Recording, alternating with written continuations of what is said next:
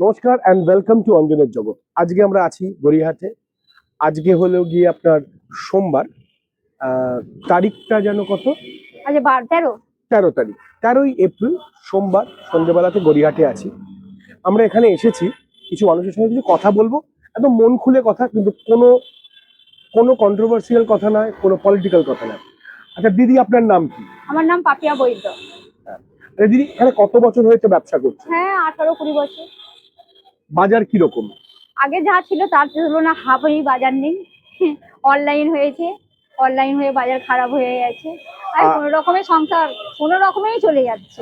তোমার এই দোকান করেই তো তোমার সংসার চলে? অবশ্যই। কজন মানুষ? আমার 2 মেয়ে, আমরা 2 লোকের। তার মানে 4 জনের সংসার এটা দিয়েই চলে। হ্যাঁ, বিগত ধরো 5-7 মাস ব্যবসা কিরকম বুঝছো? একদম বাজে। তার মধ্যে গ্যাসের সংকট, হ্যাঁ, গ্যাসের সংকট, জিনিসপত্রের মূল্যের দাম, সবকিছুর দাম সব বেশি। জিনিসটার দাম বেশি। মানে চাল থেকে নিয়ে ডাল থেকে নিয়ে সবজি থেকে নিয়ে। হ্যাঁ, আচ্ছা, এই তো সামনেই নির্বাচন, হ্যাঁ।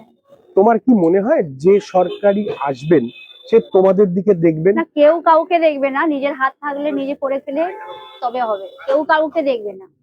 তুমি তোমার নির্বাচিত যে কোনো যে সরকার আসুক না কেউ মানে আমাকে দিয়ে যে সাহায্য করবে, যাই নিন 500 টাকা নিন কি 50 টাকা নিন নিয়ে খান, এমন কেউ দেবে না।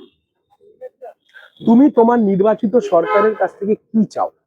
সে যেই হোক। এই ব্যবসা উন্নতি হোক, মালপত্রের দাম কমুক, মানুষ সচলে বাস করুক, মানুষের হাতে পয়সা আসুক, যাতে তারাও কিনতে পারেন, তোমার সংসার চলে, জিনিসপত্রের মূল্য। হ্যাঁ, কিন্তু মনে করো কি কোনো সংসার সেটা করবে?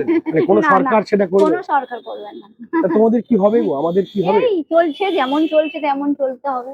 কেউ কেউ উঁচু পোস্টে থাকবে, কেউ নিচু পোস্টে থাকবে, কেউ না খেয়ে মরবে। এই তো আছে, হচ্ছে তো। খুব ভালো থাকো, খুব ভালো লাগলো কথা বলে দিদি, ভালো থাকবেন। নমস্কার।